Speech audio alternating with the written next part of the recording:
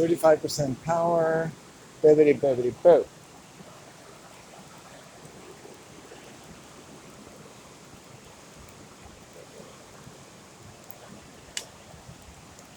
Oh, taking a break. I have now officially erased all of the day's work, much of which I I sort of was gearing towards upload, but now I'm kind of glad. It's so difficult and dark. You know, it has its place in my life in many ways, and then I'm just tired enough now. And got some river water in a can, or just smelling it in the palm of my hand. For some reason, I decided to use my empty can to get some river water. I'm just sitting there. I thought, oh, sprinkle it around, just like, hey, thanks to the river, thanks to the lovely essence of the river, just sprinkle it around, sprinkle it over here, sprinkle it over here, sprinkle it over there, kind of sprinkle it around my aura, you know, just use it as a cleansing energy. Thank you, thank you, thank you. So saith the Salaman. Let it cleanse, let it clean, let it do all that the river loves to do. And all that the river picks up the beauty of its own motion, and all the little stories along the river, and the things that happen, and the branches that move, and the trees that topple, and the things that grow, and the people and creatures around and in the river. This is all part of the music, that it's like the sun, it collects everything and can just cleanse everything. They can all be parts of this wonderful cleansing process.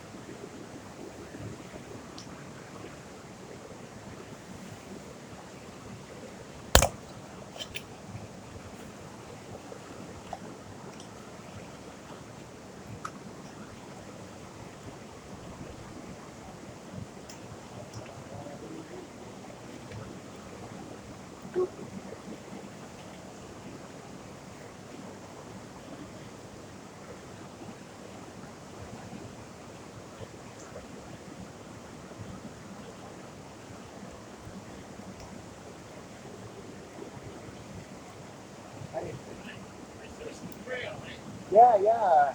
Keep going quite a way, yeah. I,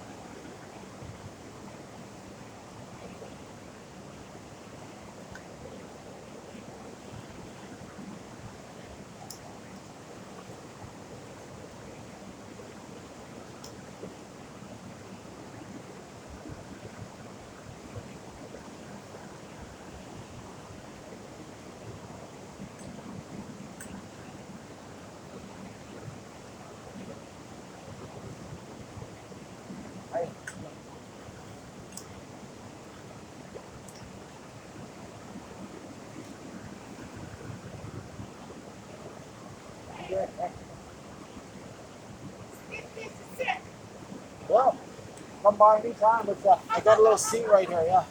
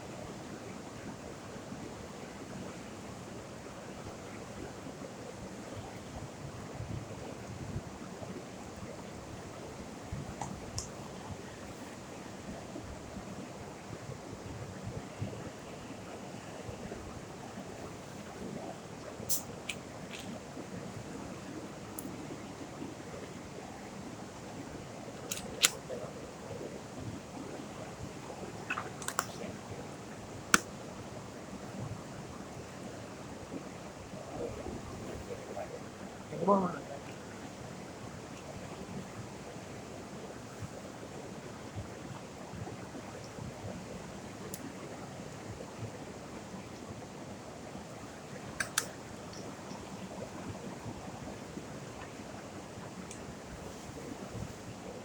Sacrifice.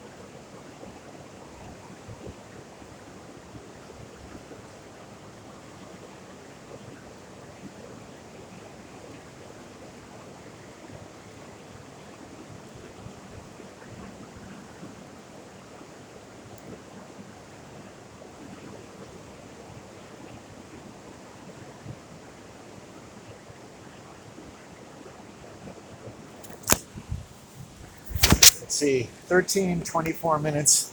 At 13 minutes, I got attention from two females.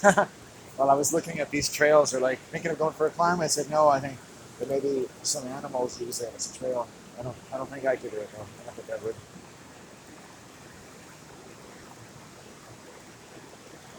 Um, a man who could admit he can't or won't or would not do something. Oh, what a man! Huh. If you're looking for that man, I'm the man for you. No, I can't get a job. No, I would not get a job. I have not got a job. I will not get a job. You can give me a job, but only one of those special jobs that end with me making a deposit in your mouth or your vagina, on your breasts, or upon your buttocks. Thank you. Have a good evening. Ah, oh, you're so gross. Well, sex is funny. I mean, like, I don't know, want to be pedantic here, but it's kind of like my raison d'etre. Raison d'etre. Is there any kind of sexual allusions to raison d'etre? Ooh, raison d'etre. I knew a girl named Raison d'etre once. Ooh, it was great. Um, she gave me a new reason for being. Um, there's your joke. Um, Making a deposit. You know, kind of a pecuniary financial statement. You know, think about what that sperm is worth if it ends up in an ovulating vagina. Like, these women are carrying around Pandora's box. And I spend the entire day opening it up, unbeknownst to them. I'm opening up Pandora's box, which to me is shock. Pandora's shock. The Kaaba of human shock is Pandora's box.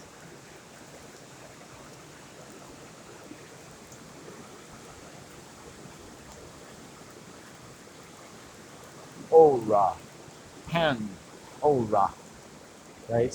What we've made out of the aura of the earth, out of the soul of man. Pandora's box. Or I've sometimes seen a cube around the sun.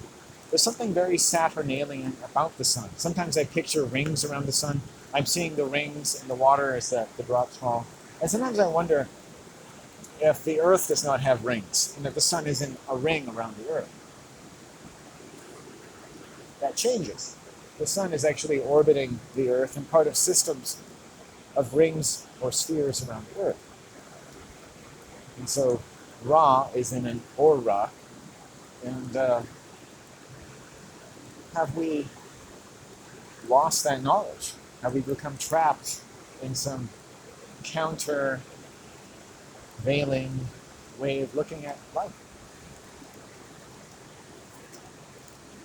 You know, a lot of people get into feminism by just looking at anthropology. I love the best feminism is like feminist cultural anthropology. And I don't mean you have to agree with all of their conclusions. It's just always good to think about how different people interpret the world around us and how people interpret what we leave of how we were interpreting it. And if people can come along and say, you were interpreting this in terms of feminine power, and we're going to interpret this in terms of masculine power. And not because that happened naturally, but because people who study the past started interpreting everything as masculine power. And in some sense, basically, we're like people showing up in your childhood and misinterpreting every fucking thing and calling it knowledge. Changing even your origins, changing your history and saying, you know, the history of man is basically a phallic world. And feminists may come along and say, hey, I don't like how masculine your interpretations are. You're supplanting feminine power and the real, what people really valued. The best societies were feminine and gynocentric. This didn't happen naturally. Violence to this continuum leaves its artifacts in a particularly masculine way of interpreting archaeological finds and how we project our minds onto the past. And so by some quizzical and logistically difficult orthodox that came to interpret at some time little things from another time. So that how we interpret the past indeed can be thought to have a good deal of relationship to how we're experiencing the world today. In the realm of the interpretation of time and the artifacts of time. Some Christians would say, I think when I look at human behavior that everyone is a sinner. I could say when I look at everyone's behavior, I see people in shock. Is that a different interpretation? Maybe. Is it a different way of thinking, of looking at the world? Yes. I look at the world mostly in terms of shock. What could be wrong? What went wrong? I think a lot of people who become feminists are sensible that what's gone wrong? What's gone wrong? What's gone wrong? To balance out feminism, which cannot handle really all the weight of your troubles with the world, try looking at your own personal shock and your family shock.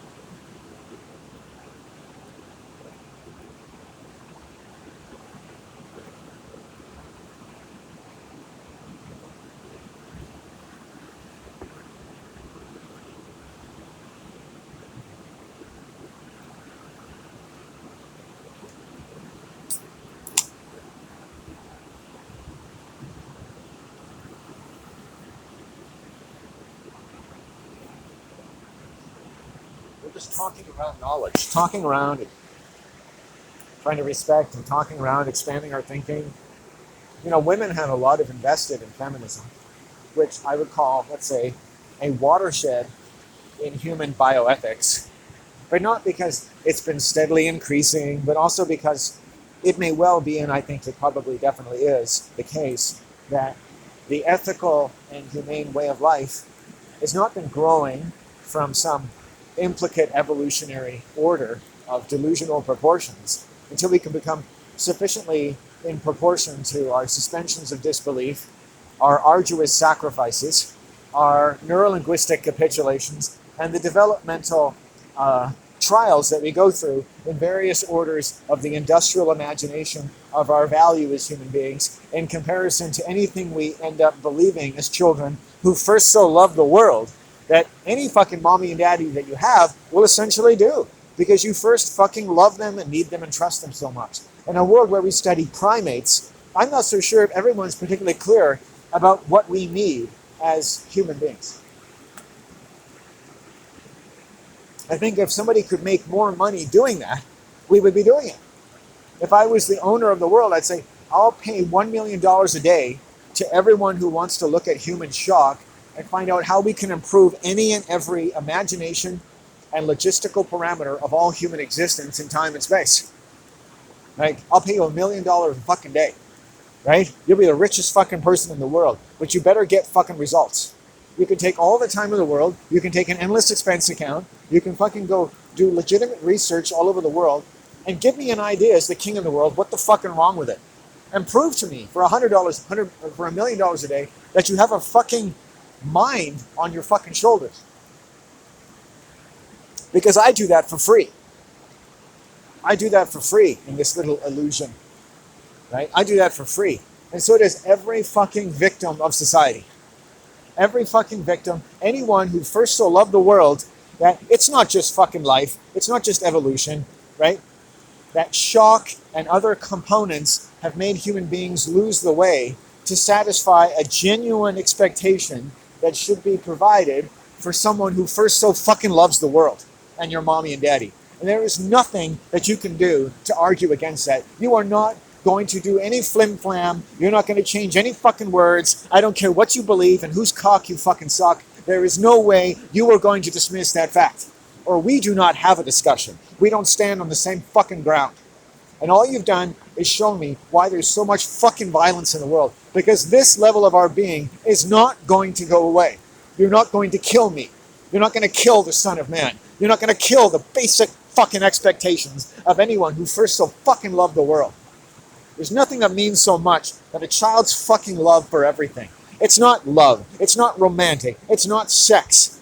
You have to clear your whole fucking mind and think about what you first so gave the fucking world that should be more of a definition of love than all the fucking gods of this fucking earth that you claim to worship. You first so fucking gave the world your fucking mind. You first so gave the world your flesh and blood, the temple of your spirit. a body and a celestial biology capable of giving birth to the sun itself.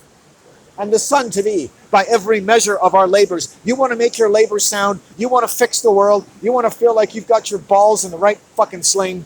Then you fucking honor the fucking birth of man. You honor the fucking birth of day. You honor the birth of your own fucking family for every fucking awful thing that ever fucking happened to you, that you can still be born.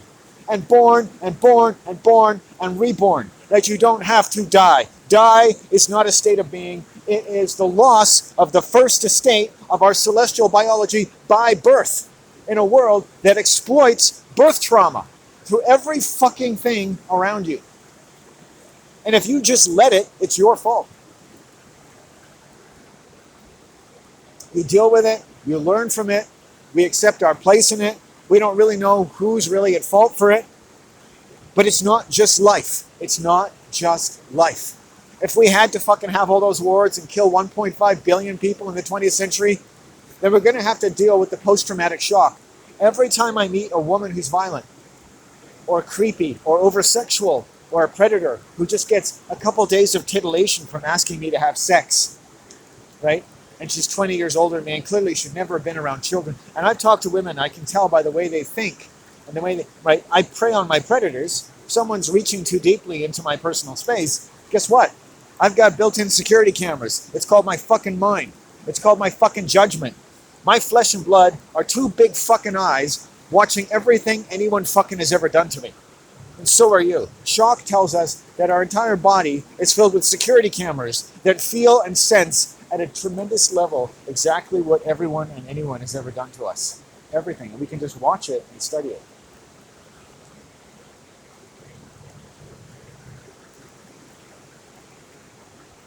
Eyes.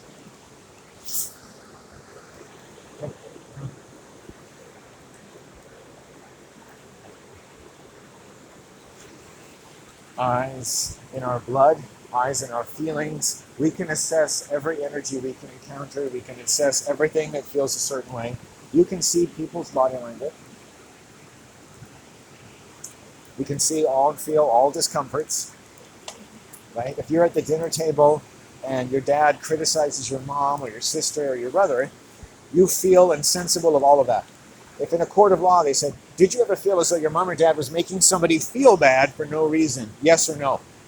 And if you live in a family where anyone in public or among you was made to feel bad for no reason, anyone who stirred up anything, even if it didn't look like it at first, something that came to negative or violent happenstance to any other person in your acquaintance, then you've lived in a dysfunctional and schizophrenic group. It should just never fucking happen, right? And people live in shock. And that's an aspect of shock. An aspect of shock. Right?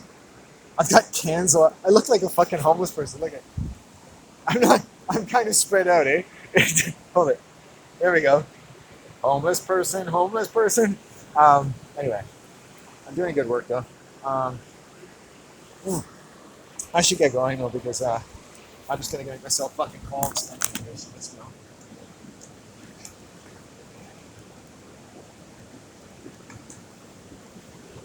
You got to be respectful to body temperature.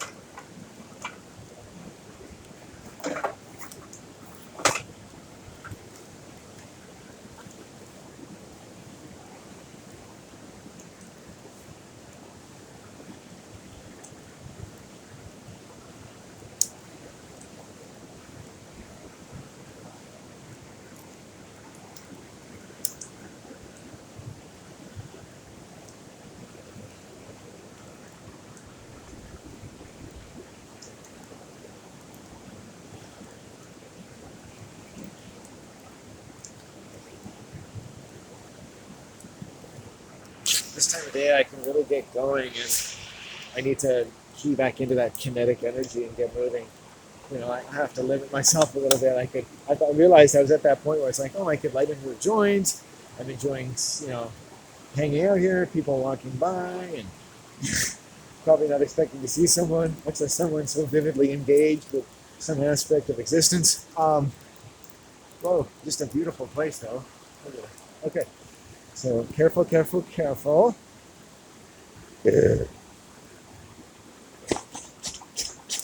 Okay, good. Oop, yeah, so